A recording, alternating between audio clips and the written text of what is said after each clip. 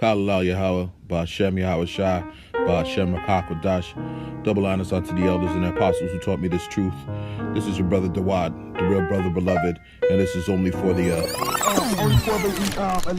Only for the elect. The reason you came around is because you thought we had the truth and that we was men of the Lord. What else are we not listening to that we need to take action on now?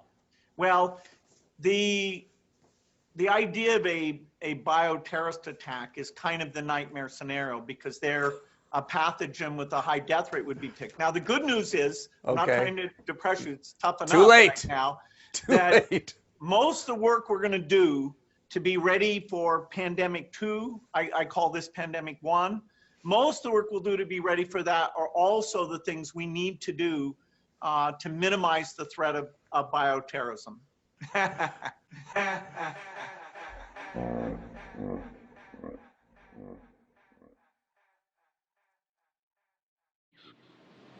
The wicked plotteth against the just, and gnasheth upon him with his teeth. The Lord shall laugh at him, for he seeth that his day is coming. The wicked have drawn out the sword, and have bent their bow to cast down the poor and needy, and to slay such as be of upright conversation. Their sword shall enter into their own heart, and their bows shall be broken. Shalom, Yasharala. Let me read you the definition of bioterrorism. Bioterrorism is terrorism involving the intentional release or dissemination of biological agents. These agents are bacteria, viruses, insects, fungi, or toxins, and may be in a naturally occurring or a human-modified form in much the same way in biological warfare. For those of you who didn't pay attention in science class, bio is the Greek bios, one's life, course or way of living, lifetime, as opposed to zoo, animal life, organic life. And for those of you who skipped history, in third period, terrorism is the American way to say democracy. Let's look at the etymology for the word terrorism, and then I'll give you my thoughts. Terrorism essentially is from the French terrorism, noted in English by 1795 as a coinage of the Revolution, speaking of the government intimidation during the reign of terror in France, circa 1795. From the Latin terror, great, fear, dread, alarm, panic, object of fear, cause of alarm, terrible news. From the PIE, Proto-Indo-European root, tres, meaning to tremble.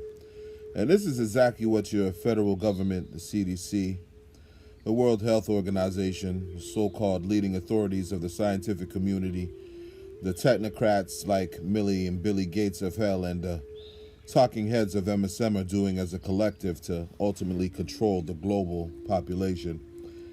There is no doubt in my mind these viruses, examples like H1N1, Ebola, HIV, and as of late, COVID-19 are all man-made and being used in a target attack against so-called urban communities. It and the suggestion of a second wave you hear of being televised nightly on syndicated broadcasts lends to the fear that most are saying is being used as a weakening agent to affect the immune system. Those the respective agencies say are at a higher risk: people affected by heart disease, hypertension, meaning high blood pressure, and diabetes.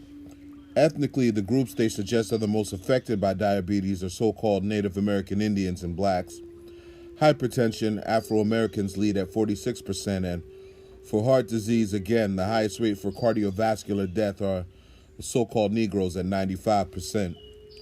This is not an isolated incident by any means. Esau-Edom has used bioterrorism to kill its enemies, create policy, and carve out land and territory since he first arrived on Western shores.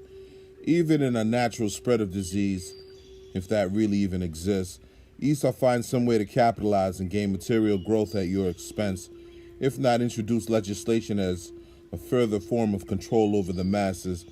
A problem for him is during the process of devising and acting on ways to destroy Israel, his own have become casualties of war at a rate too high and too far gone to not take notice.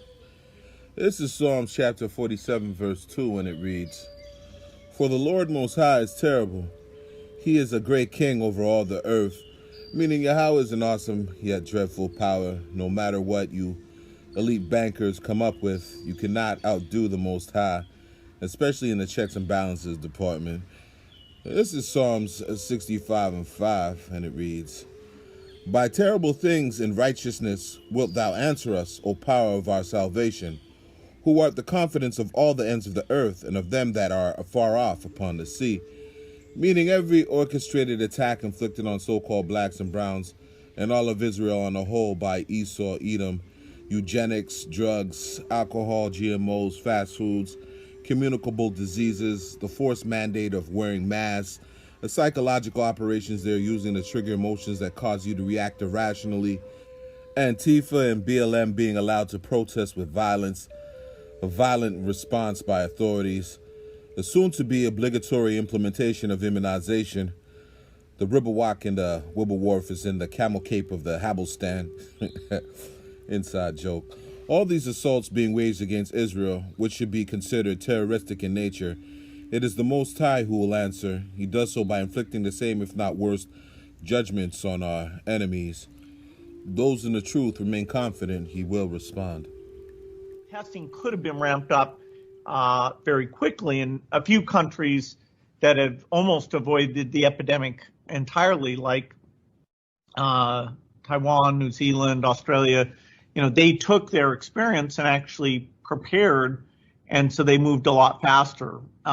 So we, we'll have to prepare for the next one. That, I'd say is will get attention this time. Sick bastard. This is Deuteronomy chapter 32, verse 21, and it reads, "They have moved me to jealousy with that which is not God." Speaking of the nation of Israel and its idolatry, our people trust and look for deliverance in false idols, aka these so-called religious and civil rights leaders, the lesser luminaries called celebrities. And keeping with the last clip I played, these so-called philanthropists like Bill Gates, who are far removed from curing disease, never mind saving humanity.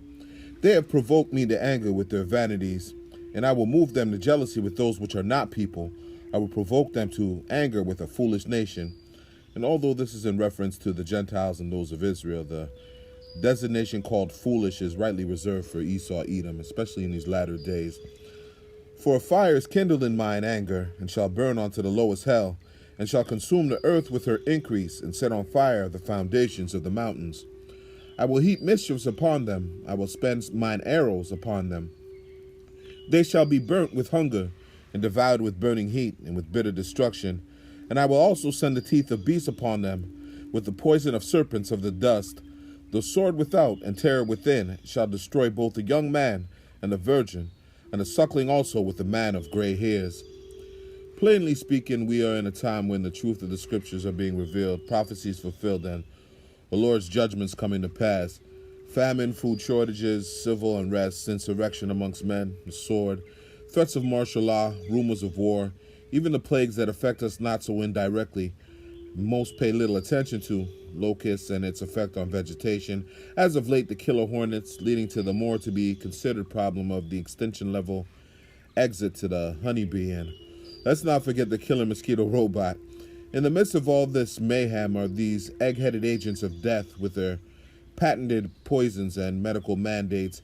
Esau's blessing being the sword, the soon-to-be sanctioned mandatory vaccination, which should be regarded as a weapon of war or instrument to kill, will affect all, man and woman, young and old alike, pursuant to this last verse I read here, verse 24.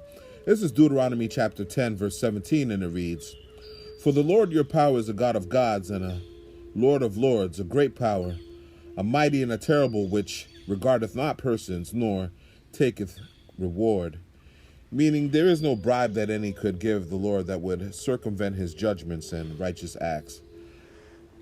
is there something to worry about with medicines? That is, might some of them have side effects? Do we need safety testing? I mean, we're taking things that are, genetically modified organisms, and we're injecting them in little kids' arms. We just shoot them right into the vein.